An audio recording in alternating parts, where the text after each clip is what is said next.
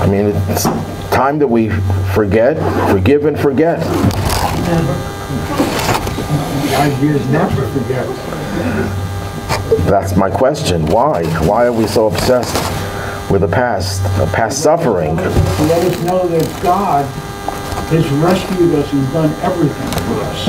Right, so we can just talk about how we were rescued. We could just start off by saying Passover is a time that we celebrate our being rescued, but instead we put so much of a focus on the pain and suffering, the bondage, the slavery itself. Yes? Appreciate our freedom. Okay, so that's the first answer. There's more than one answer. In Judaism, there's always more than one answer to a question. But the first answer that comes to mind is that you can't appreciate freedom if you don't know what you're getting free from. You can't know what freedom is. You can't cherish freedom if you don't know what the absence of freedom. We discussed this in another class a few days ago, that people who grew up, who grow up in this country in a state of freedom do not appreciate their freedom. They take it for granted, and if their cell phone doesn't function properly, it's the biggest disaster in the world. If something goes wrong, some minor thing, they just can't handle it. And in order to put things into perspective, you have to know what the absence of freedom is, what the absence of liberation and the good life that we have. Just reminded myself of a story that I heard from Gerda Klein. I told the story many times. She came to speak at UB about her experiences in the Holocaust. And I don't remember a single thing she said, except her introduction. She said she came 15, 20 minutes late, and she apologized for coming late. And she said that while she was, and the reason why she came late was because she couldn't find a parking space. She was circling the parking lot and thinking to herself, this is terrible. I'm supposed to be there 7 o'clock and it's already 7 and I can't find a parking space. I'm going to be late. And then she reminded herself where she was. This is in the 70s, I think. So where she was 30 years earlier when she was in a camp. And in her wildest of dreams, she said she couldn't have imagined that a day will come 30, 40 years later when her biggest problem was she can't find a parking space as she's prepared to give a lecture about the Holocaust. And when she realized that, it changed her whole approach and whole attitude. So the way we appreciate freedom is when we know what we didn't have before we obtained this freedom and the suffering of these occurs. So the Charosis also reminds us of the pain and the suffering, and pain. One could look around the world and see the pain and the suffering. Look what happened after October 7th. It's something that we couldn't have imagined could ever happen. The Jews are massacred with the intent of wiping them all out. That's what the people who did the massacre say they would do, and I believe them. And we are blamed with genocide. Everything that they did to us,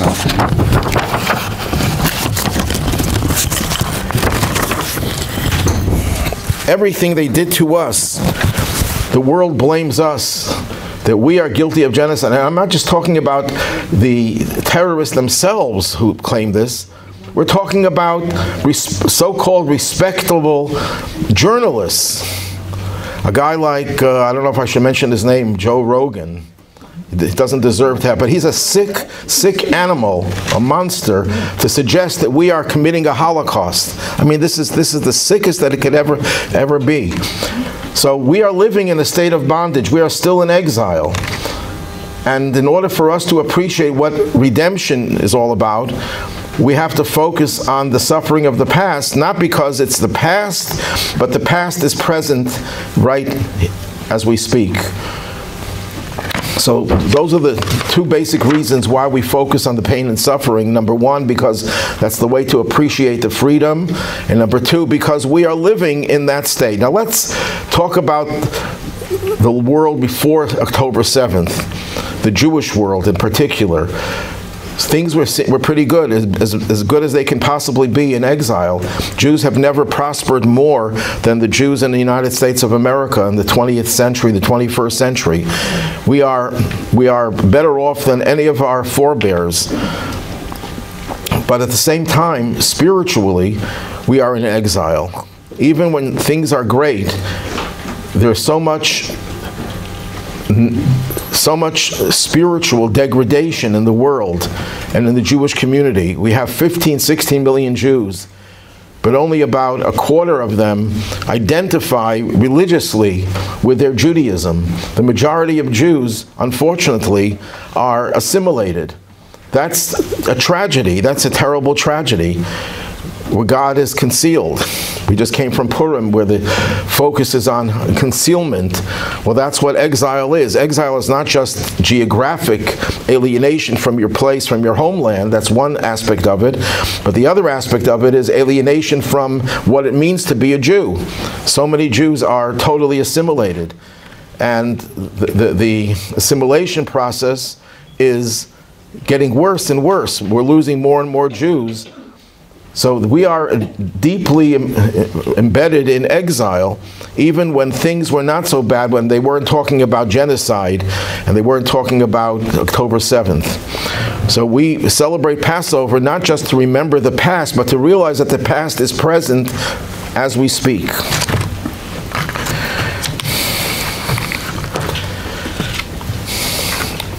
The book that everyone refers to as Exodus is not really referred to as Exodus by most Jews. We refer to the book of Exodus as the book of Shmos, or Shmot, which means names. The book of names. What exactly does that tell us? Why do we focus so much on the names? It starts off, these are the names of the children of Israel who came to Egypt. It lists the 12 tribes, Reuven, Shimon, Levi, and Yehuda, and so on. Why is that the focus of the book?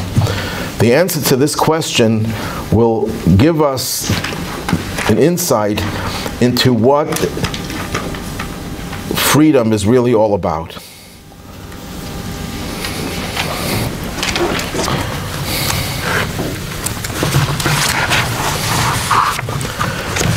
How do we define bondage or slavery? How do we define it? A loss of freedom, physical abuse, threat to your life, a loss of dignity. What is the ultimate definition of slavery? You can have a slave who was treated very well by the master. There were such cases. Lives in an affluent home, is treated civilly, and yet that person is still a slave. So what is lacking for that slave? And what's the worst part of slavery? What? Lack of freedom. We have lack of freedom. There's so many things we can't do. You can't go over the speed limit. You go over the speed limit, you'll get a ticket. You're in a classroom, you're a child in a classroom, you can't do whatever you want. I mean, there's so many ways that we are deprived of freedom. We don't have total freedom in the best of situations, and for good reason. You're in the army, you have zero freedom. You're a prisoner, you have zero freedom. And these are all institutions that we accept as being part of life. So the lack of freedom itself is not the ultimate definition of what is wrong with slavery. And what's the worst part, what's the scourge of slavery? I think, yes? So is the fact that you're owning another human being? So what's wrong with that? I can own my iPad, so why can't I own another human being? When you own another human being, it just seems so horrible. It seems, but why? What we have to define it, because you're taking. Okay, we're getting back together, taking away freedom. We're trying to define what's so terrible about taking away freedom. It's because, yes? It's also like a sense of self. Okay, getting closer. You're taking away their identity. They have no identity. Their identity is subsumed in the identity of the master. So you are, and the worse the master is, the worse your new identity becomes. But even in the most mild and benign form of it, you don't have an identity. That's what bondage is, the loss of your identity. But don't you belong to God, essentially? But you don't, that's right. Even if you are a slave, you're a prisoner, you could be free. Your body. If you have the spiritual awareness that you are connected to God. So I know people who are not in prison who are prisoners, and I know prisoners who are free in the spiritual sense. Yes, that's true, because they know the truth that they are not, the master is not their identity. But to the extent that we consider someone else to be the one who defines who we are, that is what slavery is, and that's the worst part of slavery. And as a result, there'll be other things. The slaves will be abused. That's all consequences of the loss of identity. Yes? Doesn't the Torah say that a major part of loss of what happened in the whole thing is the loss of Das? The loss of Das, the loss of knowing God and who God is and what God is to us. Isn't that, and once God gave them matzah to eat, they recovered their Das and their knowing of God. Okay, when you don't know God, you become a hostage to all the other forces in the world that subjugate you. So you're right. So when a person has that knowledge of God, that frees you from being a slave to every other master that lurk all over and try to grab us and place us in their grip. That's true. So the worst part of slavery is the loss of identity. So what does it have to do with Shmos, the names?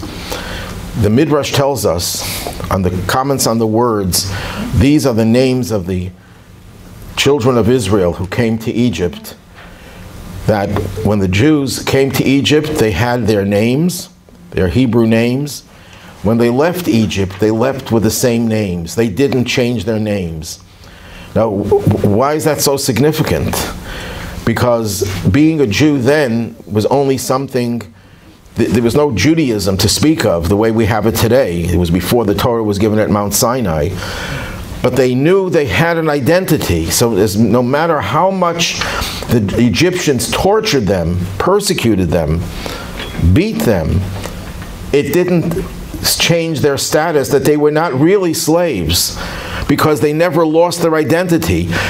They could take your identity away, but if you don't recognize that, you don't consider yourself to be a slave. You don't consider yourself to be guided by some other master. You have one master, and that's God. And you, as you said, you have this das, this awareness, this knowledge. And how did that manifest itself? We're not going to change our Hebrew names. This is who we are, and we're not going to change them. And that's why they remained capable of being liberated later on. Now, be aware that not every Jew who came into Egypt left Egypt with their heads held high. The majority of Jews perished in Egypt and did not leave Egypt. Only 20% of the entire Jewish population left Egypt at the Exodus. The other 80% perished in the plague of darkness. So it was only a fifth of the Jews that left Egypt. Why? Because the oppression did its job, took its toll on the people, that they lost their identities. But the other 20% that managed to survive is because they didn't lose their identities. If you lose your identity, your chances of survival is close to zero. If you have an identity, your chances of survival could be 20% and sometimes even more. So that's the first premise that we have to realize that even when the Jews were slaves, and there was never slavery worse than what they had in Egypt. Of course, the concentration camps were worse. But this was over the year of many decades that they were slaves in Egypt. They were slaves in one hand, but yet they didn't lose their identity. They kept their names.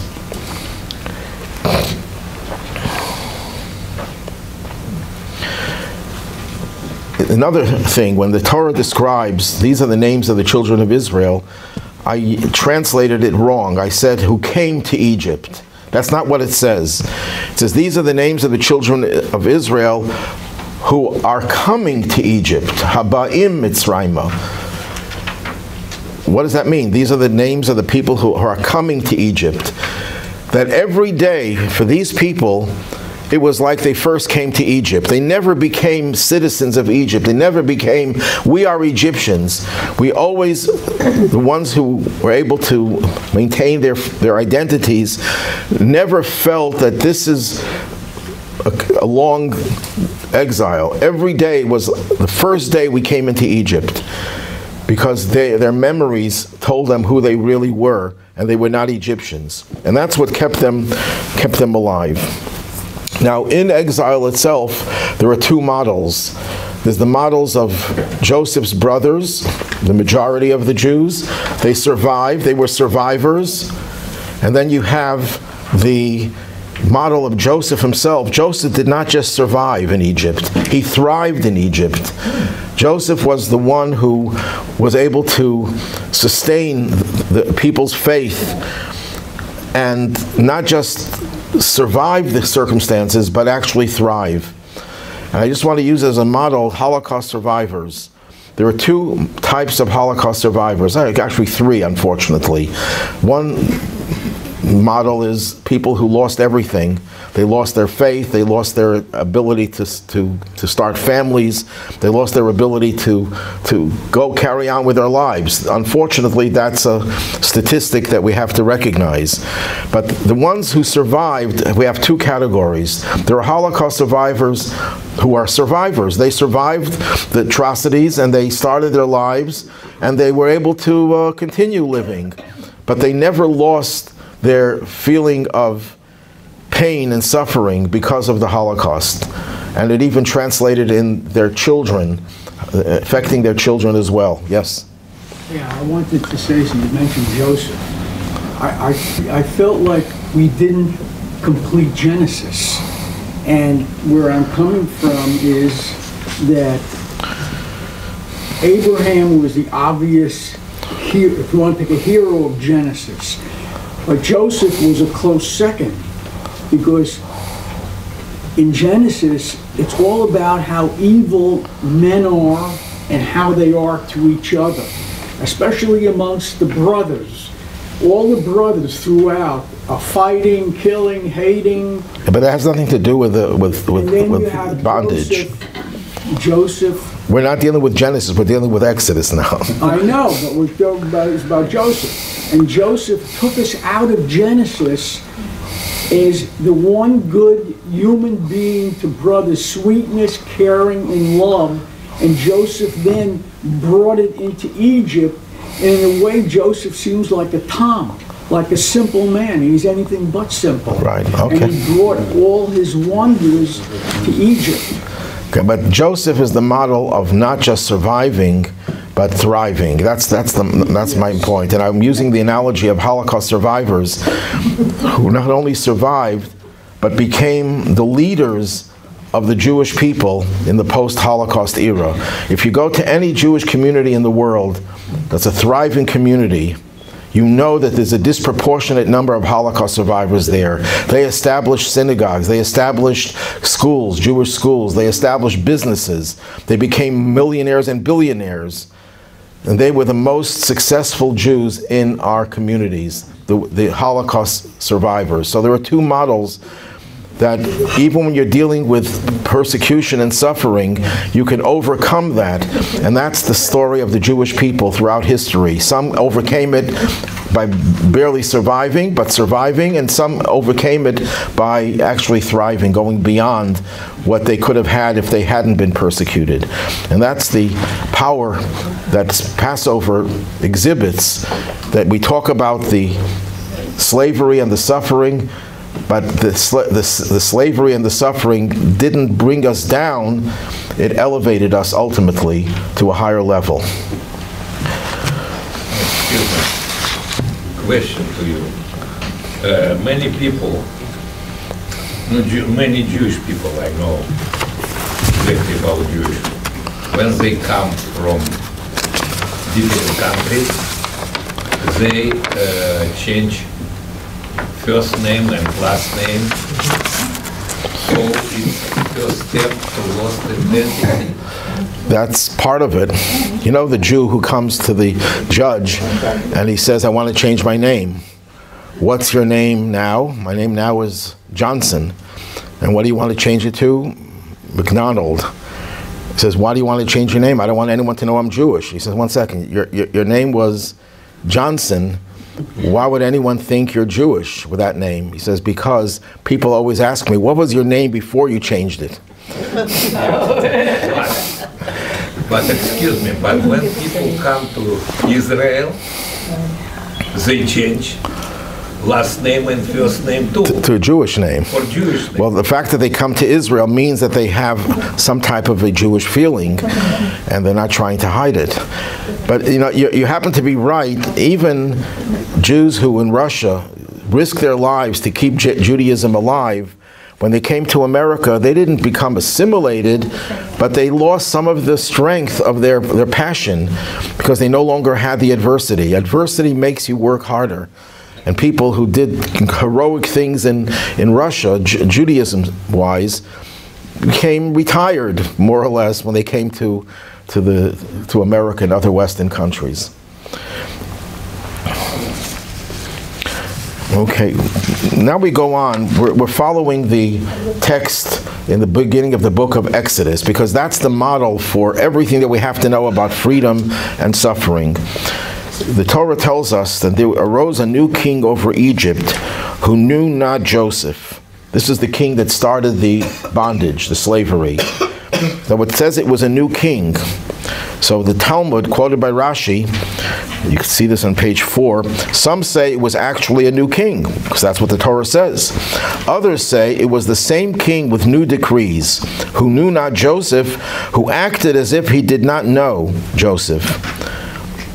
Since in either case he surely knew about Joseph and the salvation of Egypt, but he made believe that he doesn't know Joseph.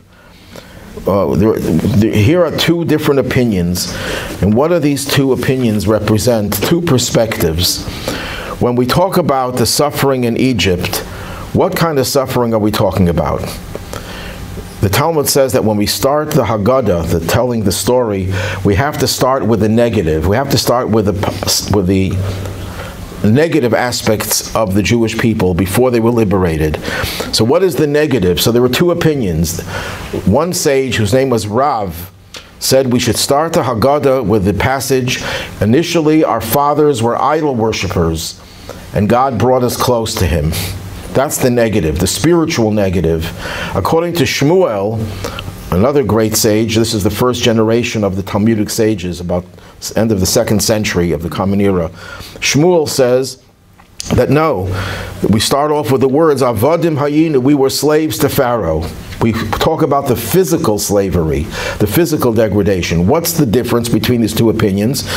Which is the more important focus? Is the focus on our spiritual degradation, or the focus is on the physical degradation? And those are the two opinions. So what do we do when you have two opinions? Jews are very smart, so we do both. So the Haggadah has two beginnings. There's one beginning where we talk about the physical suffering, and there's another beginning, it's like almost like starting all over again, where we talk about the spiritual degradation. It has been suggested that those are the two opinions reflected in the two opinions over here.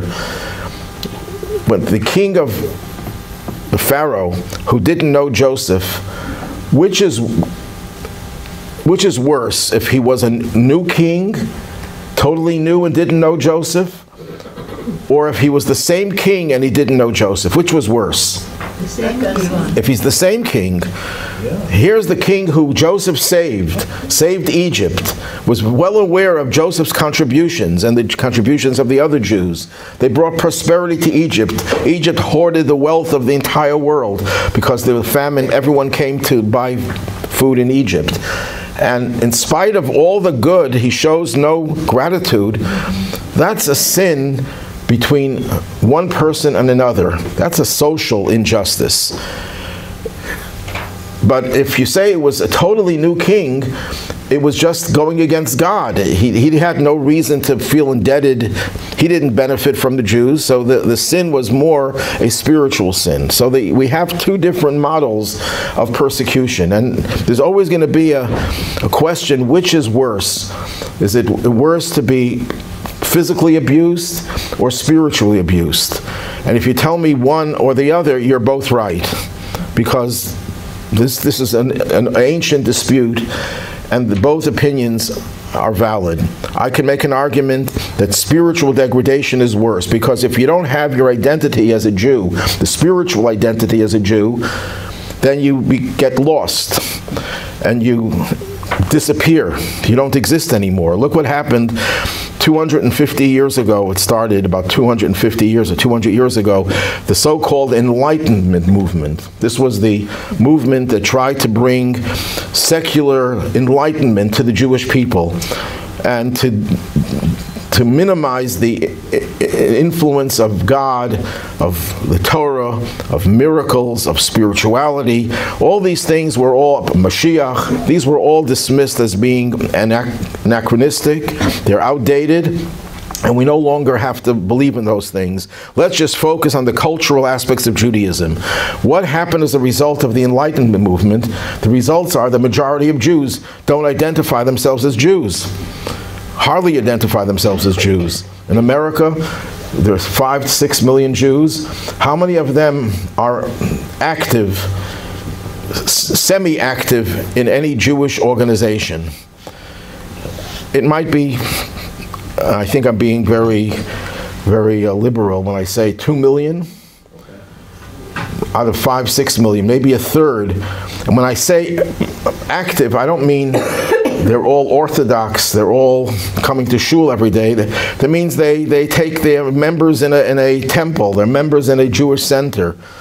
It's only a small percentage. The majority of Jews in this country are so assimilated, and that if this continues and there's no counterforce, and there is a counterforce, thank God, the Jewish people in America will disappear.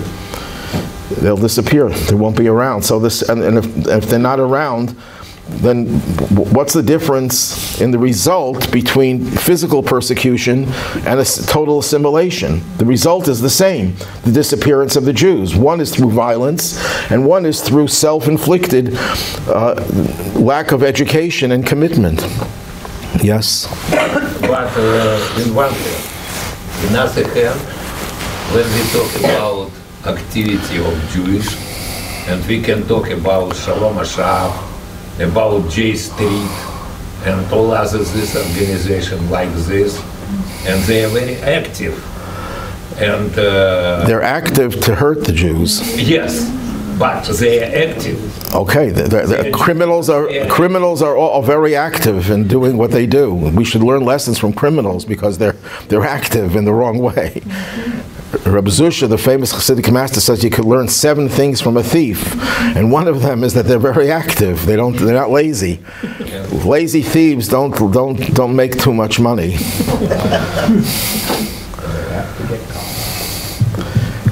You know, we have our own thieves. There are Madoffs, our Bankman-Frieds, and they work hard. They're not lazy. But we're going to dismiss. But you know, on the other hand, even these organizations that are harming the Jewish people, harming Israel, there's something in them. There's a fire burning in them a fire that wants them to do good things and to get closer to God and to help the Jewish people, but because of the lack of true Jewish education and because of bad influences, they turn that fire the wrong direction. So if you could reach one of them and turn them around, they'll be the biggest supporters of the Jewish people. I haven't seen too much of that happening, but that would be a positive thing. So on one hand, if you get rid of your Jewish identity, your religious identity, your spiritual identity, you're going to disappear. But on the other hand, violence destroys us not just physically, but also spiritually. Look what happened to the Soviet Union. The Soviet Union had millions of Jews, and because of the physical persecution in the Soviet Union, most Jews in the Soviet Union did not identify themselves spiritually as Jews. They were lacking the awareness of what it means to be a Jew. So either way, it's bad. We can't say one is worse than the other, because in some respects one is worse than the other. But those are two forms of bondage, two forms of slavery. Now, what did Pharaoh say? Let us deal shrewdly to them. What does that mean? We're going to deal shrewdly. Why do we have to be shrewd? So Nachmanides says that Pharaoh did not institute slavery to destroy the Jewish people. That was his goal eventually. He wanted the Jews to disappear. But he knew that if he's going to start giving out orders that Jews should be persecuted, it won't work. So instead, he said it has to do things piecemeal. You start off with a small project. What was the small project? Let's make Egypt great again. That was Pharaoh's project. You like the comparison? Let's make Egypt great again. How do we make Egypt great again? We're going to rebuild everything. And everyone, not just Egyptians, Jews, were all going to be involved in rebuilding Egypt, and rebuilding Egypt for pay, to getting remunerated. Now, Jews have a strength and a weakness. Jews are the most patriotic people, which is a strength on one hand, but it could also be a weakness because sometimes we're patriotic to our own detriment. There were Jews who supported Stalin because of their patriotism, but Stalin is the worst tyrant in the world, mass murderer. But Jews are patriotic, but in some sense it's a good thing because we're told that we should be patriotic, but everything has its limits. So the Jews were more than eager to participate in this project of building Egypt and making Egypt great again. And it started off with all the Jews, except for the tribe of Levi, engaged in this project. Little by little, the Egyptian non-Jews were told to get out of the working field, but the Jews were still involved because they were getting paid, and this is their patriotic duty. Then little by little they lowered the pay until they stopped paying them altogether. And when the Jews woke up and said, "What are we doing over here? We're not getting paid," it was too late. They were already regimented into a slave labor force. That's the shrewdness of Pharaoh, to not just enslave all the Jews overnight, but to do it in a way that allowed them to get the Jews themselves to become part of the slave workforce. This explains an anomaly at the Seder. You know, we have bitter herbs. What are the bitter herbs that we use? Horseradish. Now, the Talmud says that there are 5 kinds of vegetables that qualify for bitter herbs. Horseradish is not the preferred. It's one of the 5. It's good, but it's not the most preferred. The most preferred is romaine lettuce. And everyone knows that romaine lettuce is not bitter. And yet the Talmud says the best form of bitter herbs is romaine lettuce. Horseradish is secondary. Now, many have the custom, it's my custom, Chabad custom, to do both. To put the horseradish in the romaine lettuce leaf. But you could use one or the other. But the preferred one is romaine lettuce. Why romaine lettuce if it's not bitter? So the Talmud explains, romaine lettuce, if you leave the roots in the ground for a very long time, they become extremely bitter. They start off being sweet, they become extremely bitter. Why is that important? Because that's exactly what happened to the bondage. Slavery doesn't start overnight. It starts off as sweet, pleasant, you're getting paid and you're doing a patriotic thing, and then it becomes bitter. So that's very important to remember, that slavery, losing your identity, doesn't happen overnight.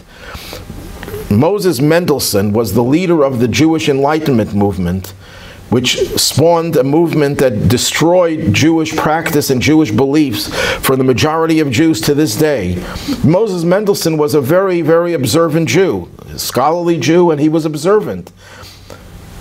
It didn't happen overnight, but he just changed the focus of the Jewish people little by little, and the sweetness became very bitter eventually, including the fact that some of his descendants were Nazis.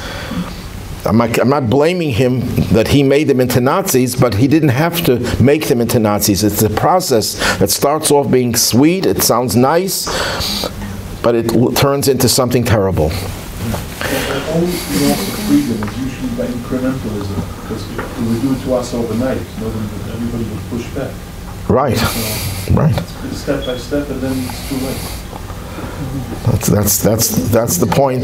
Yes. Why not the tribe of Levi? Why didn't they join? Okay, the tribe of Levi, when Jacob came to Egypt, Jacob came with a whole tradition. Even though the Torah had not yet been given, Abraham to him, many teachings of the Torah were revealed, and he passed it down to Isaac, and Isaac to Jacob, and Jacob passed it down to Levi. Levi was singled out as to be the spiritual influence. And that's why when they were told to go work, they said, no, that's not our role. Our role is to be the spiritual guides of the Jewish people. And you know, this debate is going on in Israel today. The debate whether yeshiva students should be conscripted into the army. And I think both sides are right. I love to give both sides credit. But they're both right, but they're also both wrong. You can't be both right and not be both wrong as well. The side that says they have to be conscripted, why should they not be involved in defending the Jews in Israel? Self-defense is a mitzvah that every Jew has. They're also, the other side is partially right, because if you have everyone involved in defending the land, which is important, you're going to lose the spiritual influence. And without that spiritual influence, Israel can't survive. It wouldn't survive. It would become a totally secular country, and it would water down its Jewish population, because the argument could be, why should Israel only be for Jews, or primarily for Jews? And it would welcome in all sorts of immigrants from every part of the world, and it's a prosperous country, and the Jews of Israel would be more assimilated than Jews of America. In fact, that's already happening. The non-religious Jews in Israel are more secular than the non-religious Jews of America.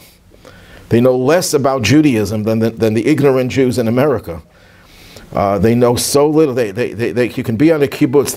We had a guy from Israel here, a PhD, and he came to the Chabad house, or came to our shul, the Jewish Discovery Center, and he said this is the first time in his life that he entered a synagogue. He was a man in his 40s, lived his whole life in Israel, born in Israel, bred in Israel, and up to the age of 40-something, he has never stepped foot in a synagogue.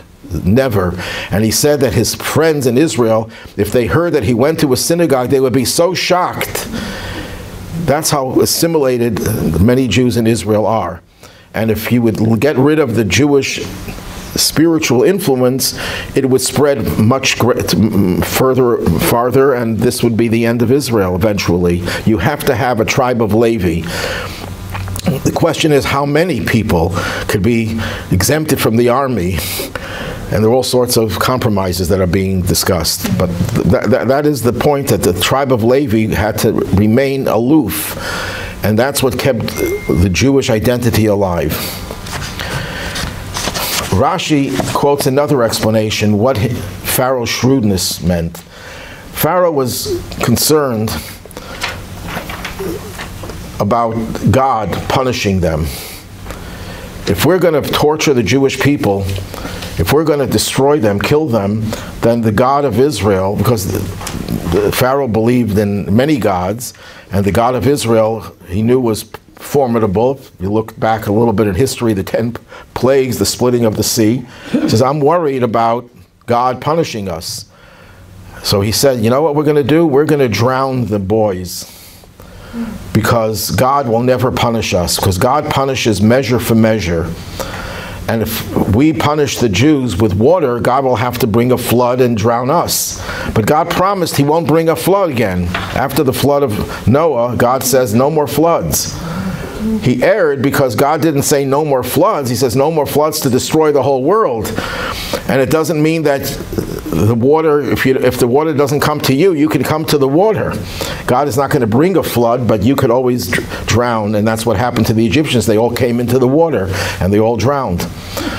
So that was his shrewdness, to try to get around God. And that's another tactic, another characteristic of exile, where you're aware of God's presence, but you think you could outsmart him. You can get around doing things that you know are wrong, but saying, I'm going to do it in a way that God will not recognize. And everyone could think of how that could be applied to their own lives, that we try to be smarter than God.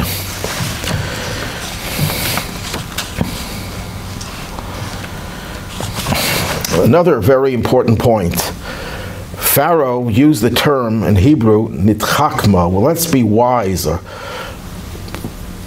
Egypt was the leading culture of that time. Egypt was known for its high scientific achievements. We still don't know how they built the pyramids. It's still a mystery. They had some technology that we don't even have today, or we're not aware of today. There's a terrible mistake that people make, and Jews in particular, that education is a positive thing. Nothing could be further from the truth. Education is the most destructive force in the world. And before you leave, you have to hear my explanation. I don't want you going to quote me that education is so terrible. Education is also the most important thing and the best thing in the world. How could both be true? It depends what kind of education. If it's just technology, if it's just philosophy, if it's just history, if it's just whatever secular type of education, without a moral education, it's dangerous. And all we have to do is look at the Germans. They were at the pinnacle of advanced secular knowledge, whether it's science, whether it's the arts and humanities. They were the top of the world. They won the most Nobel Prizes. And yet they were the most depraved of all humanity. Now, it doesn't mean that evil people are all educated. But all educated people who don't have moral education are evil, by definition, because they believe in themselves. They become their own gods. They are pagans. That's what's going on in this country today, that all the hatred is coming from universities. Universities are supposed to be a place of knowledge, of enlightenment, of openness, of liberal acceptance of every opinion. But yet there's one opinion that they won't accept, and that's being Jewish and supporting Israel. The anti-Semitism stems from the university. That's what happened in Germany. It's the elite of Germany that started the Holocaust, not the riffraff or the uneducated. So education without moral education, proper moral education, is a dangerous weapon. And that's what happened with Egypt, and that's what's happening today.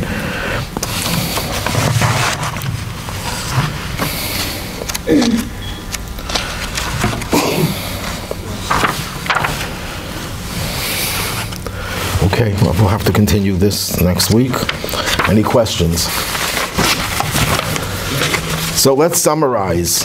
We need to learn about suffering and pain, because otherwise we can't appreciate freedom.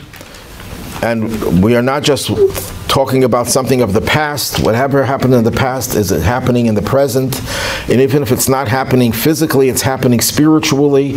And the only way you could overcome and survive slavery and adversity, which means the loss of identity, is by doing everything to maintain our identities, by recognizing that we are special, that we are different, that we are Jews, and nothing in the world is going to change that, and we're going to be proud about who we are and not be deterred by the anti-Semites. And many Jewish leaders have said correctly that this is a time when we shouldn't hide our Jewishness, we should be more proud of who we are as Jews and exhibit our Jewishness even more. And this is happening in Israel.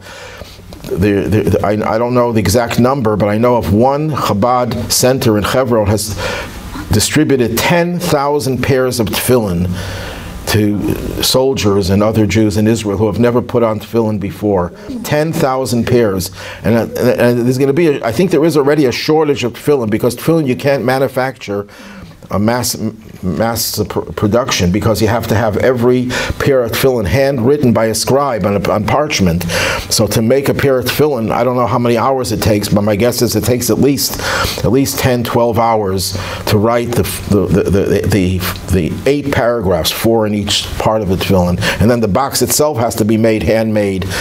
So you're talking about a massive shortage of tefillin, which is a good thing, because Jews in Israel are waking up and realizing that they have to identify as Jews.